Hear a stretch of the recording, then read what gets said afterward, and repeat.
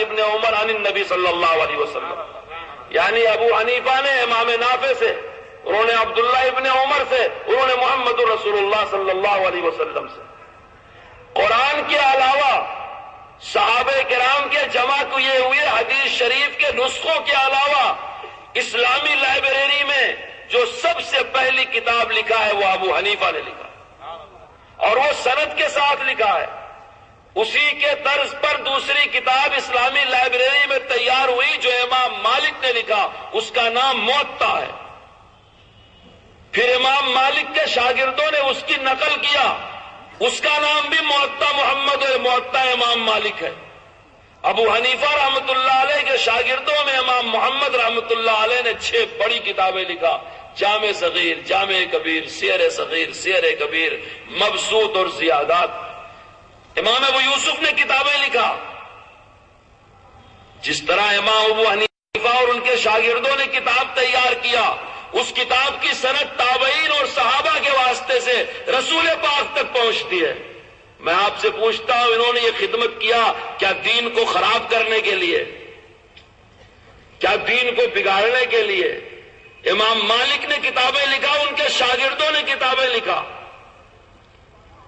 امام شافعی رحمۃ اللہ علیہ نے کتاب لکھا، اس کا نام کتاب الام ہے، چھپی ہوئی ہے، اٹھا کر کے دیکھ لو۔ امام شافعی سند سے روایت نقل کرتے ہیں کہ میں نے فلاں سے، انہوں نے فلاں سے، انہوں نے فلاں سے، اور رسول پاک صلی اللہ علیہ وسلم سے یہ روایت نقل کیا۔ چوتھے امام احمد ابن حنبل، ان کی کتاب مسند احمد میرے دوستو چھپتی ہے، ہزاروں احادیث اس میں ہیں، احمد ابن حنبل اسے سند کے ساتھ رسول پاک تک پہنچاتے ہیں۔ یہ ہے وہ فقہ جس کو ہم مانتے ہیں، یہ ہے وہ مسئلے جس کو ہم مانتے ہیں۔ دیکھو ایک سوال اور کر کے جاتا ہوں، جیسے ہماری فقہ رسول پاک تک پہنچتی ہے، صحابہ تک پہنچتی ہے، ہماری تفسیر رسول پاک تک پہنچتی ہے، ہماری حدیث رسول پاک تک پہنچتی ہے، ہمارے زمانے کے غیر مقلدین حدیث تفسیر کی کتاب کا مطالبہ نہیں کرتا، ایک نورانی قاعدہ جیسی کتاب پیش کر دیں جس کی سند حنفی واسطے کے بغیر رسول پاک تک پہنچا دیں۔ ان کے پاس جو حدیث کا ذخیرہ ہے وہ بغیر سند کے، جو تفسیر یہ بیان کرتے ہیں بغیر سند کے۔ ان کی سب سے پہلی نماز کی کتاب صادق سیال کوٹی نے سیال کوٹ میں بیٹھ کر کے لکھا۔ ہماری نماز کی کتاب امام مالک نے مسجد نبوی میں بیٹھ کر کے تحریر کیا۔ ہماری نماز کی کتاب صحابہ کے دور میں تیار ہوئی، تابعین کے دور میں تیار ہوئی، ان کی نمازوں کو دیکھ کر کے وہ کتابیں لکھی گئی۔ اس میں نماز کے درجے بتائے گئے کہ نماز میں کیا چیزیں فرض ہیں، کیا چیزیں شرط ہیں، کیا چیزیں واجب ہیں، کیا چیزیں سنت ہیں، کیا چیزیں مستحب ہیں۔ وہ لوگ جو اس بات پہ جھگڑا کرتے ہیں کہ آمین زور سے پکارا جائے یا دھیرے سے، میں ان سے ایک سوال کر کے جاتا ہوں، آمین کا پکارنا زور یا دھیرے سے یہ صرف سنت کا درجہ رکھتا ہے، لیکن التحیات نماز میں پڑھنا علماء کی یہاں واجب ہے۔ تم یہ بتاؤ التحیات زور سے پڑھا جائے کہ دھیرے سے؟ حدیث صحیح مرفوع متصل تمہارے اصول کے مطابق بخاری سے، مسلم سے، ترمذی سے، ابو داؤد سے، نسائی سے، تم اور تمہارے سارے علماء مل کر کے بتاؤ کہ التحیات جو حدیث شریف میں پڑھنے کا ذکر ہے وہ زور سے پڑھا جائے کہ دھیرے سے پڑھا جائے؟ ہم سے کہتے ہو آمین کے بارے میں بتاؤ کہ دھیرے سے پڑھنے کی روایت میرے دوستو 17 رکعتیں دن اور رات میں پڑھی جاتی ہیں، اس میں 11 رکعتیں دھیرے سے پڑھی جاتی ہیں، 6 رکعتیں زور سے پڑھی جاتی ہیں۔ ان 6 رکعتوں کے 6 آمین کے جھگڑے پر اتنا بڑا خلفشار کہ مسجد الگ بنا لیا، جماعت الگ بنا لیا، کمیٹی الگ بنا لیا، چیلنج کا اشتہار چھاپ دیا۔ اس امت کو کیا سمجھ رہے ہو؟ کوئی اس کا والی وارث نہیں ہے، اس امت محمدیہ کو لاوارث سمجھ رہے ہو۔ تم 6 رکعت کی آمین کے بارے میں الگ ٹکڑی بناتے ہو، تمہارے کو اوپر کوئی انگلی اٹھانے والا نہیں۔ ہم اپنے عامت المسلمین کو سمجھا رہے ہیں تاکہ ان کو اپنے دین پر شرح صدر ہو جائے، تو ہم کو فسادی بتایا جاتا ہے۔ ہمارے تمام چیزوں کی سند رسول پاک تک پہنچتی ہے، تمہارے دین کے کسی ٹکڑے کی سند یاد رکھو ہمارے بزرگوں کے بغیر رسول پاک تک نہیں پہنچ سکتی۔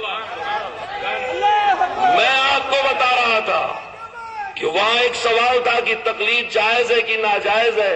میں آسان لفظوں میں سمجھاتا ہوں. ماہر کی بات ماننے کو تقلید کہتے ہیں. عقل بھی اسے مانتی ہے, نقل بھی اسے مانتی ہے, قرآن سے بھی یہ ثابت ہے, سنت سے بھی یہ ثابت ہے. مثال لیجئے, بکری کا گوشت حلال ہے حرام ہے؟ کتے کا گوشت؟ تو بکری کا دودھ حلال ہوگا حرام ہوگا؟ اور کتے کا؟ وہ نہیں بولتے. بکری حلال تو اس کا دودھ بھی حلال, کتا حرام تو اس کا دودھ بھی. کتی کے دودھ کے لیے الگ سے دلیل تلاش کرنے کی ضرورت نہیں ہے. کتی نجس اور ناپاک تو اس کا دودھ بھی نجس ناپاک. بکری حلال اور پاک تو اس کا دودھ بھی پاک. اب غور سے سنو, پلے بات کے لے جاؤ. ہم تقلید کرتے ہیں صحابہ کی, صحابہ معیار حق ہیں.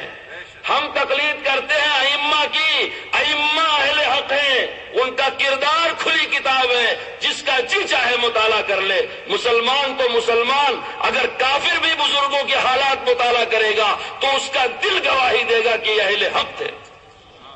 ان کی, جب وہ اہل حق تھے, ان کی تقلید بھی برحق ہے, ان کی نقل بھی برحق ہے. اور تم جتنی آیتیں پیش کرتے ہو, اتخذوا احبارهم ورهبانهم اربابا من دون اللہ, ذرا اس کے آگے پڑھو, والمسیح ابن مریم. جتنی تقلید کی قرآن میں مذمت ہے, یہ یہود و نصارہ کے تقلید کی مذمت ہے. اہل ایمان کے لیے پھر لوگوں سوال کرتا ہوں, قرآن کریم کی ایک آیت کریمہ, رسول پاک صلی اللہ علیہ وسلم کی ایک حدیث صحیح مرفوع متصل تمام دنیا کے غیر مقلدین مل کر کے نہیں پیش کر سکتے, جس میں ائمہ اربعہ کی تقلید کو ناجائز اور حرام کہا گیا. ہاں, ہم ابو جہل کی تقلید نہیں کر رہے, ابو لہب کی تقلید نہیں کر رہے. ہم ان کی تقلید کرتے ہیں جو سلف صالحین ہیں, جو صحابہ ہیں, تابعین ہیں, ان کے شاگرد ہیں. ہمارا دین مستند, ہماری روایتیں مستند, ہمارے مسائل مستند, ہماری تمام چیزیں متواتر رسول پاک صلی اللہ تعالی علیہ وسلم تک پہنچتی ہیں. یہ جو تمہاری ٹکڑی بیچ میں سے نکلی ہے, تم تو قربانی کے 4 دن کے لیے بھی صحیح حدیث نہیں پیش کر سکے. ابھی اگر ہم مسئلہ پوچھنا شروع کریں ایک ایک چیز کا, اور ہر چیز کے جواب میں صحیح حدیث مانگیں, تمہارا کوئی حفظ اللہ نہیں پیش کر سکتا. میں ارشد سے کہتا تھا کہ بڑے جلسے کی ضرورت نہیں ہے, لوگوں کو سمجھاؤ, طالب الاسلام جیب میں رکھیں, ان کے علماء کرام کے پاس جائیں اور ان سے پوچھیں کہ ایک ایک مسئلے کے بارے میں ہم کسی امام اور مولوی کی بات نہیں سننا چاہتے. ہم مسئلہ پوچھتے ہیں, آپ قرآن کی آیت پڑھ کر کے بتا دو. ہم مسئلہ پوچھتے ہیں, آپ حدیث شریف پڑھ کے بتا دو. میں دکان کرتا ہوں فلاں چیز کی, میری دکان کے 10 طرح کے پرابلم اور مسائل ہیں, میں آپ سے مسئلہ پوچھتا ہوں, آپ نام لے کر کے قرآن کی آیت پڑھ دو جس آیت میں میرے مسئلے کا صراحتاً جواب ہو. میں کبھی کبھی کہا کرتا ہوں, ہمارے اس ملک میں کچھ بدعتی قسم کے لوگ بستے ہیں, کبھی کبھی وہ نعرہ لگاتے ہیں غوث کا دامن نہیں چھوڑیں گے, غوث کا, کم سے کم ان بیچاروں کے ہاتھ میں غوث کا دامن تو ہے. یہ ایسی یتیم جماعت ہے, اس کے پاس کسی کا دامن نہیں ہے. یہ صرف اعلان کرتے ہیں ہم قرآن اور حدیث پر عمل کرتے ہیں, ان کے اوپر کسی کے دامن کا سایہ نہیں ہے. انہیں قرآن سایہ دینے کو تیار نہیں, انہیں حدیث سایہ دینے کو تیار نہیں, انہیں سنت سایہ دینے کو تیار نہیں, انہیں صحابہ سایہ دینے کو تیار نہیں. کیوں؟ اس لیے کہ سب کی بے ادبی کرتے ہیں. ان کی کتابوں میں مسئلہ لکھا ہوا ہے, بغیر وضو کے قرآن چھو سکتے ہیں. اتنی بڑی بے ادبی قرآن کی کیا. ان کی کتابوں میں لکھا ہے کہ صحابہ کا قول و فعل حجت نہیں ہے, اور بعض صحابہ کو رضی اللہ تعالی عنہ کہنا بھی جائز نہیں ہے. جہاں پوری امت کی پیشانی جھک جاتی ہے, یہ ان صحابہ کرام کو رضی اللہ تعالی عنہ کہنے کے لیے تیار ہے. قرآن کہتا ہے والسابقون الاولین والسابقون الاولون من المہاجرین والانصار رضی اللہ کو نہیں مانتے. ہم اماموں کو نہیں مانتے, صحیح حدیث مانتے ہیں. یہ صرف پروپیگنڈا ہے, یہ ہمت نہیں کر پا رہے ہیں. اصل میں یہ صحابہ کرام کو نہیں مانتے. ان کا جھگڑا صحابہ سے ہے, اور چونکہ ائمہ صحابہ پر فدا ہیں, ہم صحابہ پر فدا ہیں, اس لیے ہم ان کا تعاقب کر رہے ہیں. ہم صحابہ کے وارث ہیں, ہم دین کے وارث ہیں. جو ان کی شان میں گستاخی کرے گا صحابہ کرام کی طرف سے ہمارا ہی سینہ پہلے سامنے آئے گا. میں آپ سے پوچھتا ہوں، ابو بکر صدیق رضی اللہ تعالیٰ عنہ نے جتنے کام رسول پاک کی دنیا سے پردہ فرمانے کے بعد کیے، آج کی غیر مقلد جماعت اپنے وصول کے مطابق کیا ہر کام کے لیے قرآن کی آیت اور حدیث صحیح مرفوع متصل پیش کر سکتی ہے؟ کیا کام صدیق اکبر نے کیا؟ رسول پاک کو سپرد خاک کیا، آپ کو کہاں زیر زمین کیا جائے اس کے لیے جگہ کا انتخاب کیا، اور فرمایا میں نے اللہ کے رسول سے یہ سنا تھا، پوری تفصیل آپ کے ذہن میں آ گئی ہوگی۔ اس کے بعد بیعت ہوئی، آپ کی خلافت پر اجماع ہوا، آپ کی اطاعت مانی گئی، سارے صحابہ نے تسلیم کیا، سب کی بنیاد صرف ایک قیاس تھا، وہ بھی سن لو، ایک قیاس کیا تھا؟ اللہ کے رسول نے اس امت کی نماز میں جس کو اپنا جانشین بنایا ہے، اس امت کے دنیاوی امور میں بھی وہی رسول پاک کا خلیفہ ہوگا۔ اگر قیاس کرنا فعل شیطانی ہے تو قرن اول کے سارے صحابہ جنہوں نے یہ دیکھ کے کہ رسول پاک نے اپنے مصلی پر صدیق اکبر کو کھڑا کیا، اپنے امور سارے صدیق اکبر کے حوالے کر دیے، اگر قیاس کرنا فعل شیطانی ہے تو تمہارا یہ کہاں تک نشانہ جا رہا ہے؟ تم صحابہ کرام کو کیا کہو گے؟ پھر یہ کہتے ہیں صحابہ نے بگاڑ دیا دین کو۔ کیسے بگاڑا؟ حضرت عمر نے اپنے زمانے میں طاقت سے کئی فیصلے کیے، اسی فیصلے میں یہ بھی کیا کہ رمضان میں مسلمان 20 رکعت تراویح پڑھے۔ پوری امت میں حضرت عمر کی تراویح کے منکر صرف شیعہ تھے، یا تو ہمارے زمانے کے غیر مقلدین، ان کے ہاں تراویح نام کی کوئی نماز نہیں ہے، بلکہ یہ تراویح کو بدعت کہتے ہیں۔ میں تم سے پوچھتا ہوں، جب ہمارا تمہارا عقیدہ ہے کہ صحابی بدعتی نہیں ہوتا تو ان کے بدعت کہنے کا اثر کتنی دور تک پڑتا ہے؟ کس نے 20 رکعت تراویح شروع کیا؟ کہاں شروع کیا؟ رسول پاک کی مسجد میں۔ اچھا یہ پڑھواتے کیسے بھائی؟ 8 رکعت پڑھو۔ میں پوچھتا ہوں، اگر 8 رکعت تراویح ہے، ابو بکر صدیق کے زمانے میں رمضان آیا تھا کہ نہیں آیا تھا؟ 2.5 سال آپ خلیفہ رہے، 2.5 سال میں رمضان تو آیا ہی ہوگا۔ تو اگر صحابہ نے تمہاری دلیلوں سے 8 رکعت تراویح سمجھا تھا تو ابو بکر صدیق کے 2.5 سالہ دور خلافت میں جب رمضان آیا تو ان مسجدوں میں کیوں نہیں 8 رکعت ایسے پڑھی گئی جماعت کے ساتھ جیسے تم پڑھتے ہو؟ کیوں نہیں پڑھی گئی؟ پتا چلا کہ تم جو سمجھ رہے ہو صحابہ کی سمجھ کے خلاف ہے۔ صحابہ نے اس سے تراویح ویسی سمجھا تھا جیسی عمر فاروق کے زمانے میں شروع کیا، اور تم نے تراویح ایسی سمجھا جیسی کسی صحابی نے نہیں سمجھا۔ تو جو صحابہ کی سمجھ کے خلاف چلے وہ گمراہی کہلایا جائے گا، وہ حق پر نہیں کہلایا جائے گا۔ یہاں تک تو برداشت کر لیتے کہ یہ کہتے 20 نہیں پڑھیں گے، ہم 8 پڑھیں گے، چلو بھائی تراویح کی نماز مستحب ہے، نفل ہے، لیکن اوپر سے انہوں نے جو ظلم کیا وہ یہ کہ امت کی 20 رکعت کو بدعت کہا، اور اپنی ہی 8 رکعت کو۔ کہاں تک اس کا اثر گیا کہ صحابہ نے جو 20 رکعت پڑھی وہ بدعت شروع کیا۔ حضرت عائشہ ابھی حیات ہے، ازواج مطہرات حیات ہیں، ہزاروں صحابہ حیات ہیں، نواسے رسول سیدنا حسین ابن علی رضی اللہ تعالی عنہ حیات ہے۔ حضرت حسین کی کربلا کی جنگ کی تاریخ کبھی پڑھیے میرے دوستو، خواجہ معین الدین چشتی اجمیری رحمت اللہ علیہ کا شعر ہے، دین ہست حسین دین پناہ ہست حسین، دین ہست حسین دین پناہ ہست حسین، شاہ ہست حسین بادشاہ ہست حسین، سرداد نداد دست در دست یزید حقہ کی بنائے لا الہ ہست حسین۔ اگر حضرت عمر بدعت ایجاد کرتے حضرت حسین خاموش رہ سکتے تھے؟ حضرت عمر کے جسم پر عید کے دن صرف 2 سفید چادریں تھی، ایک صحابی نے کھڑے ہو کر کے سوال کر لیا کہ سب کو 1 ملی، آپ کو 2 کیسے مل گئی؟ ان کے بیٹے نے کھڑے ہو کے کہا کہ میں نے اپنی والی بھی ابا کو دے دیا ہے۔ تم کیا تمہاری طرح صحابہ کو سمجھتے ہو کہ ریالوں کے بدلے تمہارے فتوے بدلتے رہیں؟ تم صحابہ کو ایسا سمجھتے ہو؟ حالت اور موسم کے اعتبار سے تمہارے خیالات بدلتے رہے۔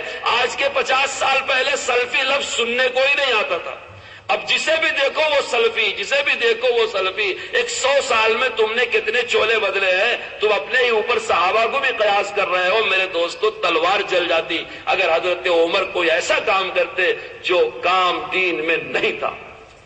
اس لیے یہ کہنا کہ حضرت عمر کی 20 رکعت بدعت ہے، حضرت عمر کو حق کیا؟ اچھا اتنا بڑا چیلنج کرنے کے بعد جب حدیث مانگی گئی تو حدیث پیش کیا بخاری شریف کی وہ جس میں 4 رکعت پڑھنے کا ثبوت ہے۔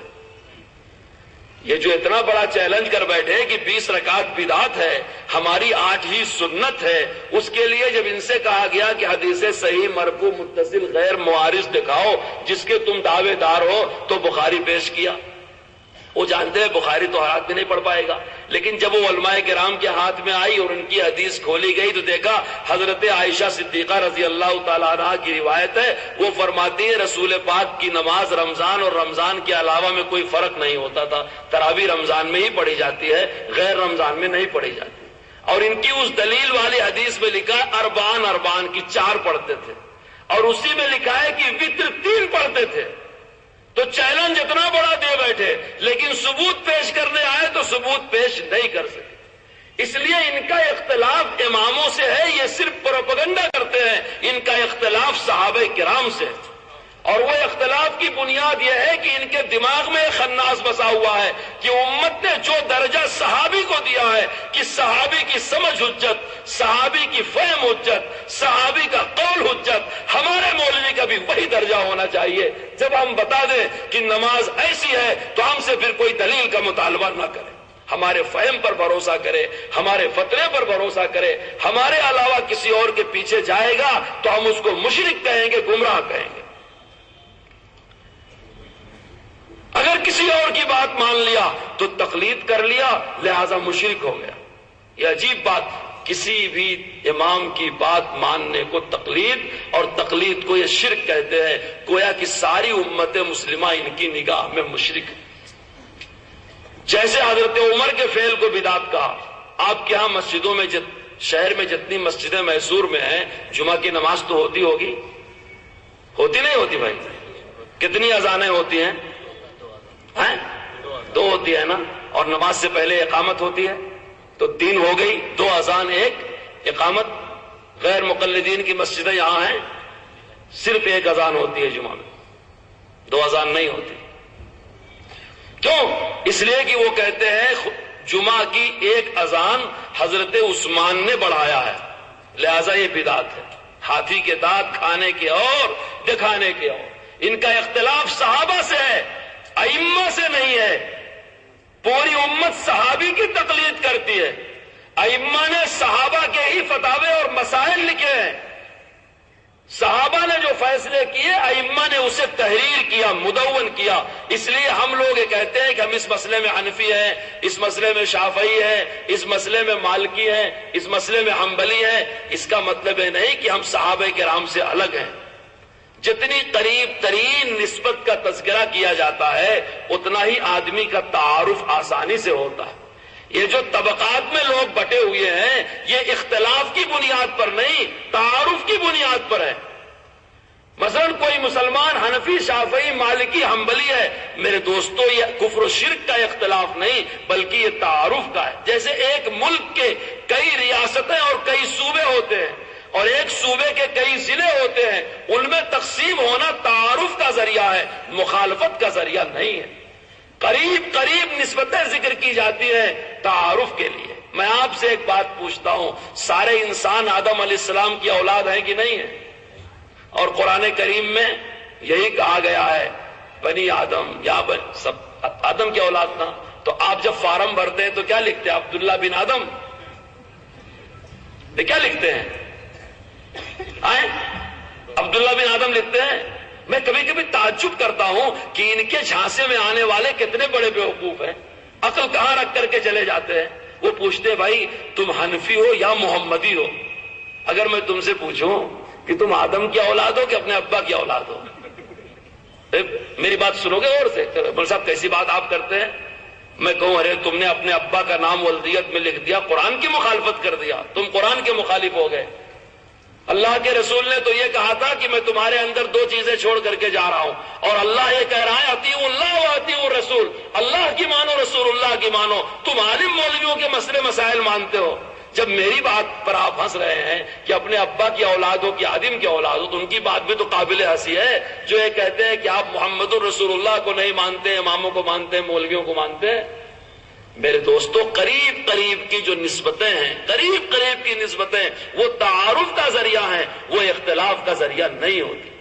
اگر تم فارم بھرنے جاؤ اپنے اسکول میں اور ڈائریکٹ لکھ دو انڈیا الہند، موٹا سے لکھو الہند، انڈیا ہندوستان فلاں فلاں فلاں، نیچے ہندوستان، نہ میسور کا نام لکھو، نہ محلے کا نام لکھو، نہ ڈور نمبر لکھو، بعد میں بولو بھائی ہم لوگ انڈین، ہمارے پاسپورٹ میں نیشنلٹی انڈین لکھی ہے، تو متعلقہ افسر کہے گا کہ آپ اپنے دماغ کا علاج کراؤ، یہاں ڈور نمبر بھی لکھنا، گلی نمبر بھی لکھنا، محلے کا نمبر بھی لکھنا، شہر لکھنا، ریاست لکھنا، پھر انڈیا کا نمبر آئے گا۔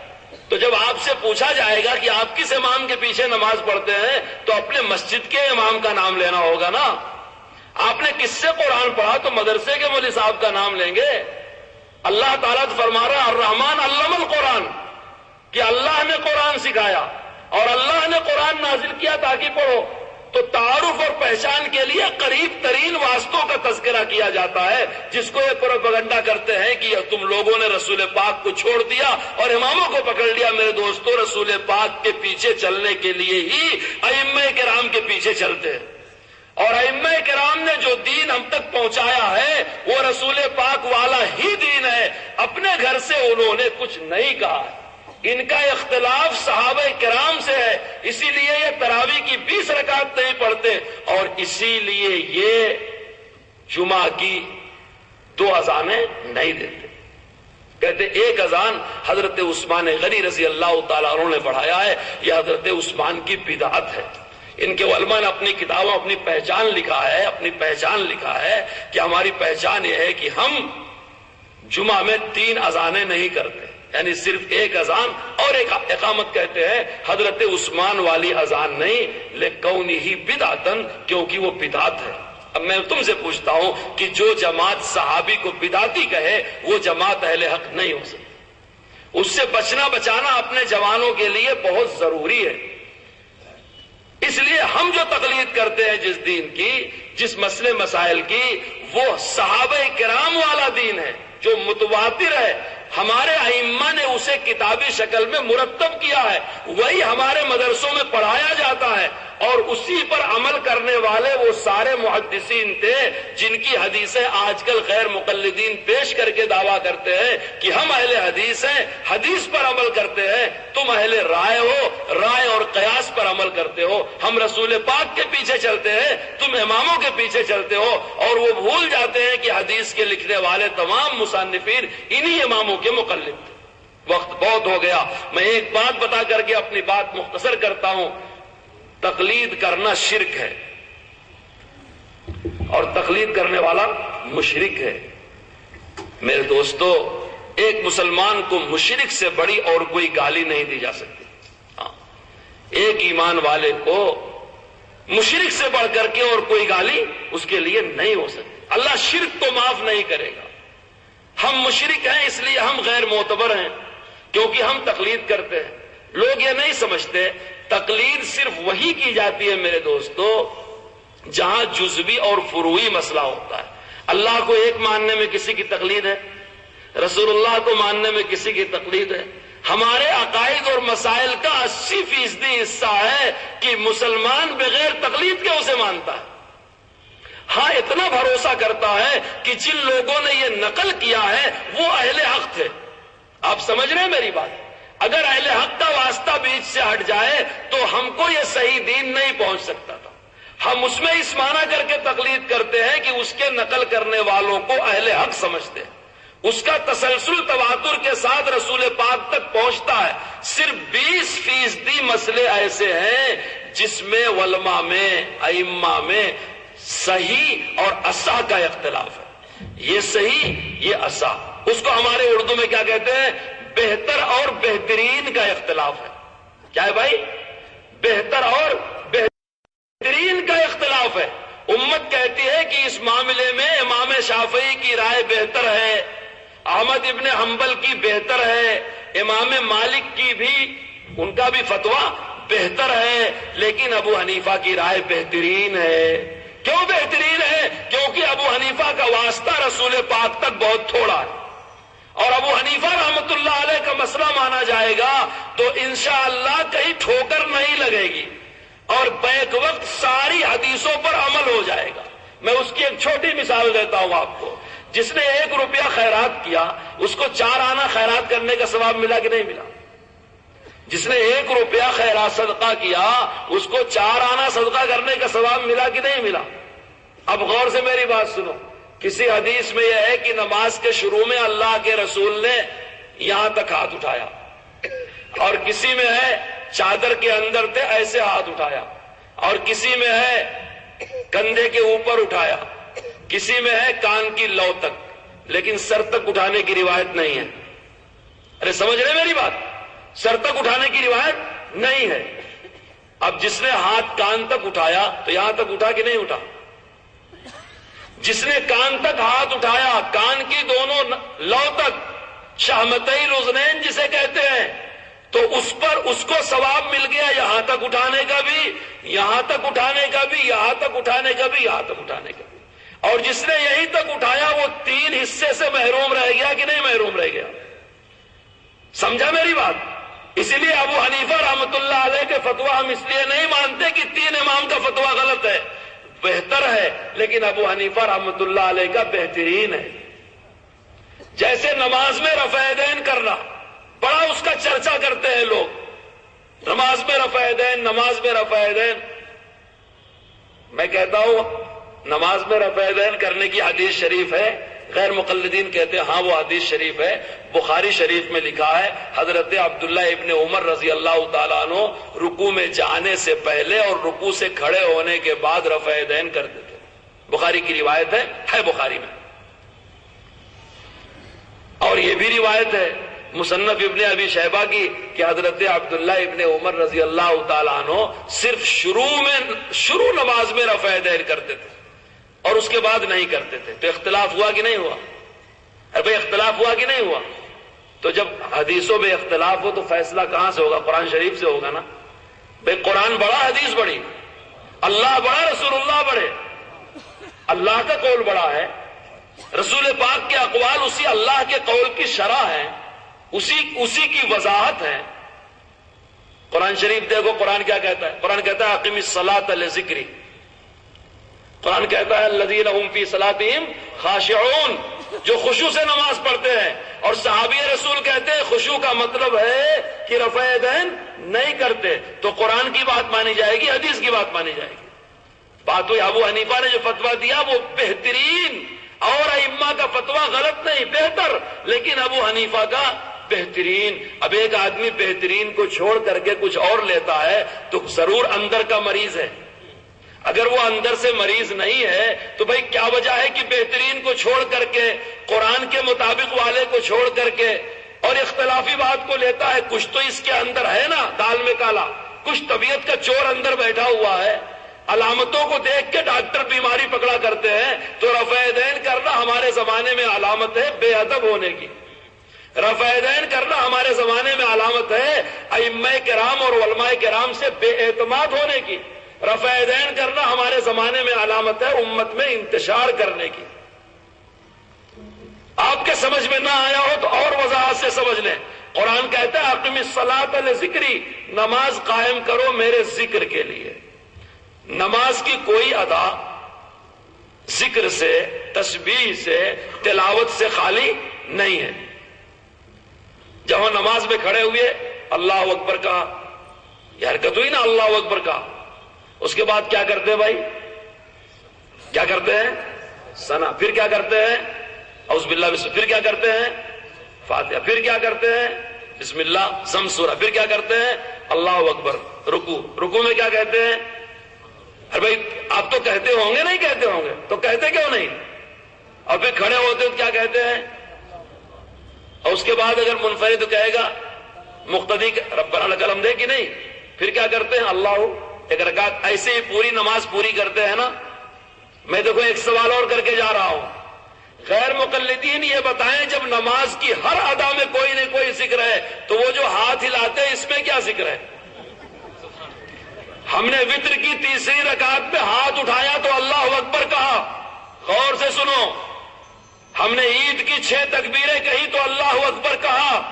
بڑی آسانی سمجھا دیتے ہیں کہ دیکھو حنفی لوگ وتر میں رفع یدین کرتے ہیں، عید میں رفع دین کرتے ہیں، نماز میں نہیں کرتے۔ اللہ کے بندو، ہمارا رفع دین ذکر کے ساتھ ہوتا ہے، کیونکہ نماز ذکر سے خالی نہیں، نماز خشوع سے خالی نہیں، نماز قائم ہی کی جاتی ہے ذکر کے لیے، خدا کی یاد کے لیے۔ ہم نے وتر میں قنوت کے لیے اللہ اکبر کہا، جب ہاتھ اٹھایا تو اللہ اکبر کہا، عید کی 6 زائد تکبیریں کہا تو اللہ اکبر کہا۔ آپ حج کرنے گئے ہیں، حجر اسود سے طواف شروع کیا تو تسبیح پڑھا کہ نہیں پڑھا؟ شیطان کو کنکری مارا تو تسبیح پڑھا کہ نہیں پڑھا؟ ہم مومن ہیں، ہمارے ہاتھ کی کوئی حرکت اللہ کے نام سے بے نیاز نہیں ہے، ذکر اور تسبیح سے بے نیاز نہیں ہے۔ ہم اتحیات میں بیٹھے، ہم نے انگلی کا اشارہ کیا، اشہد ان لا الہ الا اللہ، ہماری انگلی کا اشارہ بھی خدا کے نام کے بغیر نہیں۔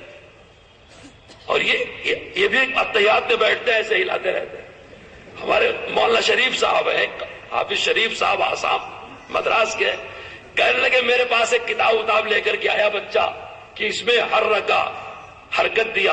انہوں نے کہا دیکھ با، مجھے اردو آتی نہیں، میں لکھنؤ والا نہیں، ہر رکع کا مطلب ہلایا، تو ہلانا ہلالے کو رہنا۔ ارے بھائی تو حدیث دکھاتا انگلی ہلانے والی، اور ہلا لے کے رہتا ہے نا پورے نماز پر، دوسروں کی بھی نماز خراب کرتا ہے۔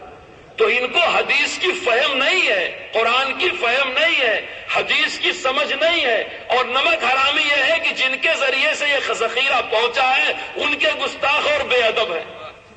ہمارے ہاتھ کا اشارہ، انگلی کا اشارہ بھی خدا کے ذکر سے بے نیاز نہیں ہے۔ غیر مقلد مولوی سب مل کر کے یہ بتائیں کہ جو تم رفع دین نماز میں کرتے ہو، اس میں کون سا ذکر کرتے ہو؟ کہتے حدیث شریف میں ہے، دیکھو میں حدیث شریف پیش کرتا ہوں، صرف رکوع میں جاتے ہوئے اور رکوع سے کھڑے ہو کے ہی رفع دین نہیں ہے، بلکہ سجدوں میں بھی رفع دین۔ اور ان کا ایک بہت بڑا عالم ہے ناصر الدین البانی کی کتاب ہے صفت صلاۃ النبی، اس کے صفحہ نمبر 204 کے حاشیے پر لکھا ہوا ہے، اور اس کتاب کا ترجمہ کرنے والا ہندوستان کا ایک غیر مقلد مولوی ہے فتح اللہ عبد الباری مدنی۔ اس نے حاشیے میں لکھا ہے کہ سجدوں والا رفع دین 10 صحابہ سے ثابت ہے، تو کیوں نہیں کرتے بھائی؟ اگر عبداللہ ابن عمر سے ثابت تھا رکوع میں جانے والا، رکوع سے اٹھنے والا تم نے کر لیا، تو سجدوں والا کیوں نہیں کرتے؟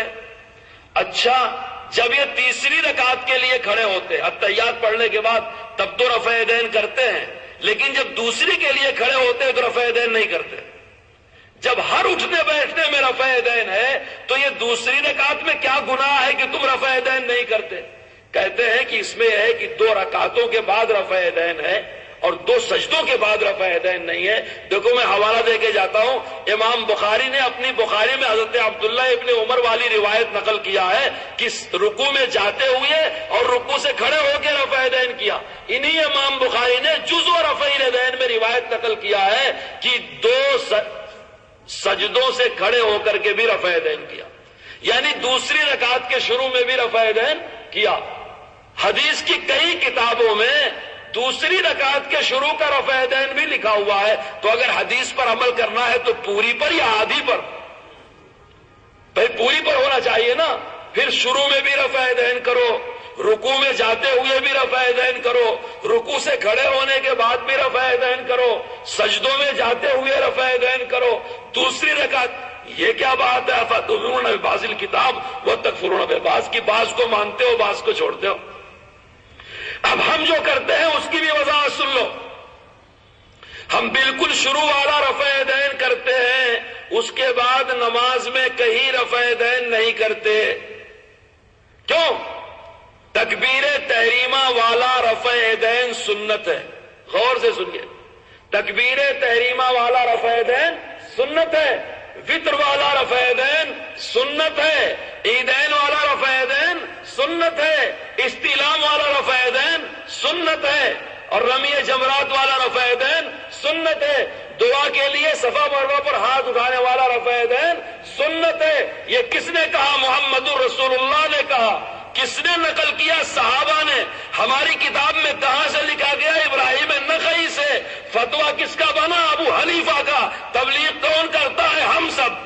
اگر تم میں ہمت ہے تم بھی ایسے مستدل پیش کر دو کہ تمہارا ہاتھوں کا ہلانا بھی سنت ہے، اللہ کے رسول نے کہا ہو کہ یہ سنت ہے، اور رکوع میں جاتے ہوئے سنت ہے، کھڑے ہوتے ہوئے سنت ہے، مگر سجدوں میں سنت نہیں ہے، تم بھی ثابت کرو۔ تم چوروں کی طرح کتابیں یہاں وہاں کیوں دکھاتے پھرتے ہو اور دوسری باتیں کیوں کرتے ہو موضوع سے ہٹی ہوئی؟ ایک مضمون کی بات کرو، ہمارے علماء سے ملو اور ان کو مل کر کے تمہاری غلط فہمیاں دور کر لو۔ پوری امت مسلمہ کے پاس، اہل سنت والجماعت کے پاس جو دین ہے میرے دوستو، یہ متواتر ہے، یہ مستند ہے، اس کا ہر جز شریعت اور دین ہے، اور وہ پورا ہمارے پاس ہے۔ ان کے پاس جھگڑوں کے چند مسئلوں کے علاوہ کچھ نہیں۔ انتشار یہ پیدا کر رہے ہیں امت میں، ان چند مسئلوں کو برداشت کیا جا سکتا ہے اگر یہ شرارت نہ کریں، لیکن یہ ان چند مسئلوں کے لیے الگ کمیٹی بناتے ہیں، الگ مسجد بناتے ہیں، الگ جماعت بناتے ہیں، اور ایسا پیش کرتے ہیں جیسے کہ پوری امت اسلام کے خلاف ہے۔ یہی اسلام اور مسلمانوں کے وارث اور ہمدرد ہیں۔ میں سمجھا رہا تھا کہ ایک مسلمان کو جو سب سے بڑی گالی دی جا سکتی ہے اسے مشرک کہا جا سکتا ہے۔ حدیث کو جو صحیح اور ضعیف آپ لوگ بھی سنتے ہوں گے بہت دن سے، یہ حدیث صحیح، یہ حدیث ضعیف۔ اللہ کے رسول صلی اللہ علیہ وسلم نے جتنی باتیں فرمائی سب صحیح فرمائی کہ ضعیف بھی فرمائی؟ اللہ کے رسول نے جتنی باتیں کہی وہ سب باتیں صحیح ہیں یا کچھ اس میں ضعیف بھی ہیں؟ رسول پاک کا اشارہ، بات تو بہت بڑی بات میرے دوستو، آپ کے انگلی مبارک کا اشارہ صحیح، اور اتنا صحیح کہ چاند کے ٹکڑے ہو گئے۔ جس نبی کے انگلی کا اشارہ اتنا صحیح ہو کہ چاند ٹکڑے ہو جائے، پتھر کا جگر پھٹ جائے، اس کی بات ضعیف نہیں ہو سکتی۔ حدیث ضعیف ہوئی کیوں؟ نقل کرنے والا غلط تھا۔ سمجھے آپ میری بات؟ وہ غلطی آئی کہاں سے؟ صحابہ کے بعد سے آئی۔ تو ابو حنیفہ رحمت اللہ علیہ نے یا آپ کے معاصر ائمہ کرام نے جب اپنا فتویٰ لکھا تو قرآن و حدیث کی روشنی میں ہی لکھا، اور جب حدیث ضعیف ہوئی تو ان کے زمانے کے بعد ہوئی، کیونکہ ان کے زمانے میں نیک لوگ زیادہ تھے، امانت دیانت والے زیادہ تھے۔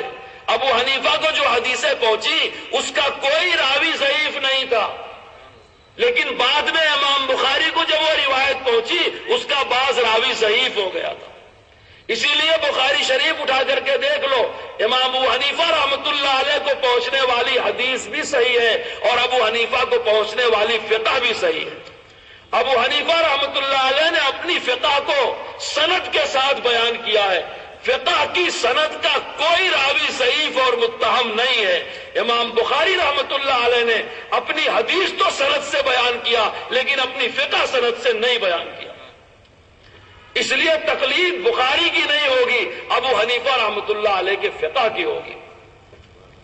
اگر حدیث کے نقل کرنے والا کوئی آدمی بد اخلاق ہے، جھوٹ بولتا ہے، غلط کار ہے، تو کہتے ہیں اس کی نقل کی وجہ سے یہ حدیث ضعیف ہو گئی۔ اس میں جیسا عیب ہوگا حدیث کا درجہ بھی ویسا ہوگا۔ اس لیے ایسا کوئی اصول نہیں ہے کہ ضعیف حدیث ساری کی ساری ردی کی ٹوکری میں ڈال دی جائے اور صحیح حدیث سے ایک دین بنایا جائے اور اس کی تبلیغ کی جائے۔ دین پہلے نازل ہوا ہے، حدیثیں بعد میں نقل کی گئی، نماز پہلے پڑھی گئی ہے، بخاری بعد میں لکھی گئی ہے۔ صحابہ کرام اور صحابہ کے شاگرد پکے نمازی تھے، امت نے بخاری لکھنے کے بعد نماز نہیں شروع کیا۔ امت میں نماز غار حرا سے چلی ہے، قیامت تک چلتی رہے گی۔ بخاری تھی دنیا میں تب بھی یہ امت نماز پڑھتی تھی، اور بخاری نہیں رہے گی تب بھی یہ امت نماز پڑھے گی۔ اس لیے ہمارا دین حدیث کی کتابوں کا مرہون منت نہیں، بخاری کا مرہون منت نہیں، یہ اہل سنت کا دین ہے، سنتوں کا مرہون منت ہے۔ اور سنت صحیح اور ضعیف نہیں ہوتی، بلکہ جتنی سنتیں ہیں سب صحیح ہوتی ہیں اور محمد رسول اللہ صلی اللہ علیہ وسلم کو محبوب اور مرغوب ہوتی ہے۔ اسی پر امت کو چلنا اور اسی پر امت کو عمل کرنا۔ ہماری نماز اور ہمارا دین حدیث کے مطابق ہونا ضروری نہیں۔ یہ آپ کو دھوکہ دیا جاتا ہے جو کہا جاتا ہے کہ نماز حدیث کے موافق ہونی چاہیے، ایک مسلمان کی زندگی سنت کے موافق ہونی چاہیے۔ مسلمان معلوم یہ کرے گا سنت کیا ہے، پیدا ہو تو کیا سنت ہے، شادی ہو تو کیا سنت ہے، ختنہ ہو تو کیا سنت ہے، موتا ہو تو کیا سنت ہے۔ ہر عمل میں مسلمان سنت پر عمل کا مکلف ہے، حدیث پر عمل کا مکلف نہیں ہے۔ سنت پر عمل کا حکم رسول اللہ نے دیا ہے، علیکم بسنتی فرمایا۔ سنت پر عمل کا حکم اللہ نے دیا ہے، وَلَكُمْ فِي رَسُولِ اللَّهِ أُسْوَةٌ حَسَنَةٌ کہا۔ حدیث پر عمل کا حکم نہ اللہ نے دیا ہے نہ رسول اللہ نے دیا ہے۔ حدیث پاک ایک ذخیرہ ہے جسے محدثین نے اکٹھا کیا ائمہ کرام کے فتاوے کی تائید کے لیے، اور محمد رسول اللہ صلی اللہ علیہ وسلم کی ایک ایک ادا کو اور دین کے ایک ایک جزو کل کو محفوظ رکھنے کے لیے حدیث شریف کی کتابیں مدون اور مرتب کی گئی۔ اگر کسی حدیث کا راوی جھوٹا تھا تو وہ حدیث ضعیف ہو گئی، کسی حدیث کا راوی وعدہ خلاف تھا تو وہ حدیث ضعیف ہو گئی، اور اگر حدیث کا راوی مشرک ہو تو، شرک کرنے والا ہو تو صحیح ہوگی ضعیف ہوگی؟ اگر حدیث کا نقل کرنے والا مشرک ہو تو وہ حدیث صحیح ہوگی ضعیف ہوگی؟ ضعیف ہی تو ہوگی نا۔ اب اگر تقلید کرنا شرک ہے تو تقلید صحابہ نے کیا، تقلید تابعین نے کیا۔ اس امت میں جتنے غیر مجتہدین گزرے ہیں، امت کے دو طبقے ہیں، ایک ان راسخین فی العلم کا جو مجتہدین ہیں، مسائل کو اس کے دلائل سے سمجھتے ہیں، ان کے ذمہ فرض ہے اجتہاد کرنا، اور جو لوگ اس درجے پہ فائق نہیں ہیں، قرآن کہتا ہے فاسألوا اہل الذکر، نہ جاننے والے جاننے والوں سے پوچھ لیں، ان کے ذمہ ہے مجتہدین کی اطاعت، اتباع اور تقلید کرنا۔ اس لیے دو ہی طبقہ اس امت میں ہمیشہ رہا ہے، یا تو مجتہدین کا یا تو مقلدین کا۔ دیکھو میں ایک سوال اور کر کے جاتا ہوں، غیر مقلدین سب مل کر کے صحابہ کرام کے دور سے لے کر کے خیر القرون کے بعد تک کسی ایک صحابی، کسی ایک تابعی، کسی ایک تبع تابعی، کسی ایک امام، کسی ایک امام کے شاگرد، کسی ایک مفسر، کسی ایک محدث کے بارے میں قرآن حدیث سے نہیں دلیل مانگ رہا ہوں، تاریخ کے مسلمہ شواہد سے یہ ثابت کریں فلان لا یجتہد ولا یقلد وکان غیر مقلد، کہ یہ فلاں آدمی نہ تو مجتہد تھا نہ تقلید کرتا تھا، بلکہ یہ ہمارے ہی جیسا منکر فقہ اور غیر مقلد تھا۔ امام بخاری کے بارے میں سوال ہے، یہ ثابت کر دو کہ امام بخاری نہ تو مجتہد تھے نہ تو مقلد تھے، ہماری طرح فقہ کا انکار کرنے والے غیر مقلد تھے۔ امام بخاری تو اپنی کتاب میں اماموں کی فقہ کو نقل کرتے ہیں، قالا مجاہد، قالا فلا، قالا فلا۔ امام ترمذی اپنی کتاب میں نام لے لے کر کے ائمہ کے فتاوے نقل کرتے ہیں، اور آج کا غیر مقلد اماموں کو گمراہ کہتا ہے، ان کے پیچھے چلنے والوں کو گمراہ کہتا ہے۔ وہ تو تقلید کرنے والے کو ائمہ متبوعین کہتے ہیں، اپنے سے بڑا مانتے ہیں، ان کو امام مانتے ہیں، ان کے پیچھے چلنے والوں کو ان کا مقلد۔ اگر تقلید کرنا شرک ہوتا تو امام بخاری کی ذمہ داری تھی کہ جیسے بخاری میں انہوں نے سب حدیثیں نقل کیا، ایک چاپٹر لکھتے کہ ائمہ اربعہ کی تقلید کرنا شرک ہے، اس کے نیچے حدیث لکھتے۔ اتنا تو ہر آدمی سمجھ سکتا ہے کہ ابو حنیفہ رحمۃ اللہ علیہ دنیا میں پہلے پیدا ہوئے، ان کے فالوورز پہلے پیدا ہوئے، ان کی اتباع کرنے والے پہلے پیدا ہوئے، امام بخاری اس کے بعد پیدا ہوئے۔ اتنا تو سب لوگ جانتے ہیں۔ اگر ابو حنیفہ رحمۃ اللہ علیہ کی تقلید کرنا شرک تھا تو امام بخاری کے ذمہ یہ فرض تھا کہ وہ اپنی کتاب میں ایک بات باندھتے، ایک ہیڈنگ لگاتے، اور امت میں پیدا ہونے والے اس فتنے کو سب سے پہلے اصلاح کی فکر کرتے۔ مگر وہاں تو بخاری میں اماموں کے فتاوے احترام سے نقل ہو کر کے ملتے۔ امام ترمذی کے ذمہ یہ فرض تھا، امام ترمذی کا انتقال 3 صدی ہجری میں ہوا، انہوں نے اپنی کتاب میں اماموں کے فتاوے نقل کیے، ان کے ذمہ یہ تھا اگر امام کو ماننا تقلید تھا اور تقلید شرک تھا تو ان کے ذمہ یہ تھا کہ اپنی کتاب میں لکھتے کہ یہ جو شرک کا راستہ امت میں شروع ہو گیا ہے، اس کو بند کرنا سب سے بڑا جہاد اور سب سے پہلا فرض ہے۔ میرے دوستو، بات توجہ کرنے سے سمجھ میں آتی ہے، اگر تقلید کرنا شرک ہے اور تقلید کرنے والا مقلد مشرک ہے، تو تم کیا کہنا چاہتے ہو؟ حدیث کی کتابیں لکھنے والے اماموں کے مقلد وہ مشرک تھے، پھر امام بخاری مشرک ہوں گے، امام ترمذی مشرک ہوں گے، امام مسلم مشرک ہوں گے، امام نسائی مشرک ہوں گے، امام ابو داؤد مشرک ہوں گے۔ یہ جتنے محدثین، جتنے مفسرین، جتنے میرے دوستوں بڑے بڑے فقہا گزرے ہیں، سب نے کسی نہ کسی کی تقلید کیا ہے۔ اگر تقلید کرنا شرک ہے تو یہ ماننا پڑے گا کہ دین کا جو ذخیرہ ہم تک پہنچا ہے یہ مشرکوں نے نقل کر کے پہنچایا، حتیٰ کہ قرآن کریم جو ہم تک پہنچا ہے یہ مشرکوں نے نقل کر کے پہنچایا ہے، کیونکہ قرآن کی قرأتوں کو نقل کرنے والے ائمہ قرأت وہ اماموں کے مقلد تھے۔ اور یہ جو بات پھیلائی جا رہی میرے دوستو، ایک ہی امام کو کیوں مانتے ہیں؟ ایک ہی جی صاحب، ایک ہی امام کو اس لیے مانتے ہیں کہ ہم در بدر پھرنے والے نہیں ہیں۔ ہم نے ایک نبی کی چوکھٹ پکڑا، ایک خلافت کی چوکھٹ پکڑا، اللہ کی ایک کتاب پکڑا، ایک امام کو پکڑا۔ آج بھی جب امت میں کسی مسئلے میں اختلاف ہوتا ہے تو ہم صبح دوپہر شام لباس نہیں بدلتے، ہم ایک بہترین راستے کو امانت دیانت کی بنیاد پر اختیار کر لیتے۔ اگر چاروں میں سے ایک کو ماننا جرم ہے، آپ اس مضمون کو شاید نہ سمجھ سکے، علماء سے پوچھئے گا، قرآن کریم 7 قرأتوں پر نازل ہوا تھا، یعنی سورہ فاتحہ 7 طریقے سے پڑھا جاتا ہے۔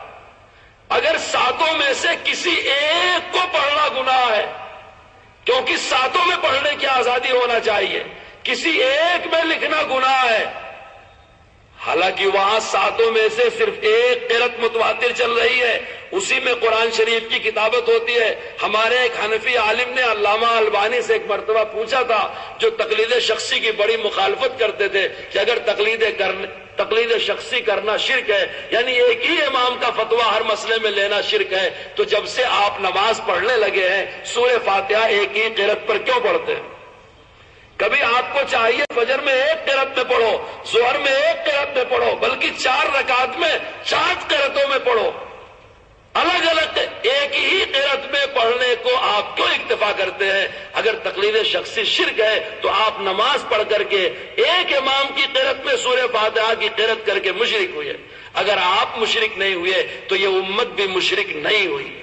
اس لیے میرے دوستو، تقلید شرک نہیں ہے، بلکہ تقلید، علامہ اقبال نے بڑی اچھی بات کہی ہے، مانے تقلید ضبط ملت است، راہ آبا رو کی راہ جنت است، راہ آبا رو کی راہ جنت است، مانے تقلید ضبط ملت است، کہ باپ دادا کے راستے پر چلو، یہ جنت کا راستہ ہے۔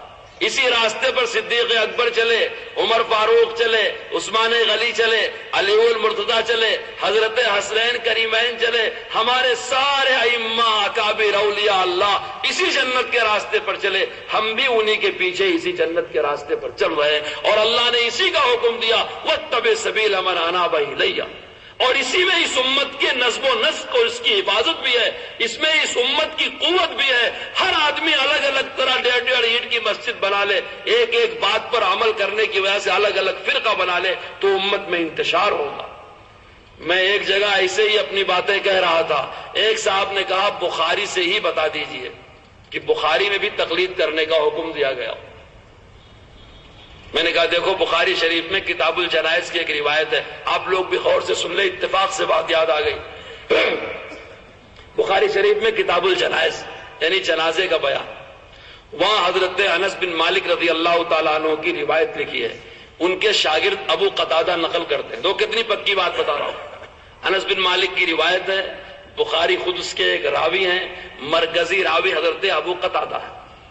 روایت کا مضمون یہ ہے، اللہ کے رسول صلی اللہ علیہ وسلم نے فرمایا کہ جب میت کو قبر میں دفن کر کے اس کے ساتھی واپس آتے ہیں تو 2 فرشتے آتے ہیں اور اس کو اٹھا کے بیٹھاتے ہیں اور اس سے سوال کرتے ہیں۔ وہ سوال معروف مشہور ہے، اس روایت میں ہے کہ اس سے پوچھتے ہیں ما تقول فی ھذا الرجل، یعنی قبر میں حضرت محمد رسول اللہ صلی اللہ علیہ وسلم کی زیارت ہوتی ہے اور ان سے پوچھا جاتا ہے مرنے والے سے کہ ان کے بارے میں کیا کہتا ہے، تو وہ ایک گواہی دیتا ہے کہ یہ میرے رسول ہیں۔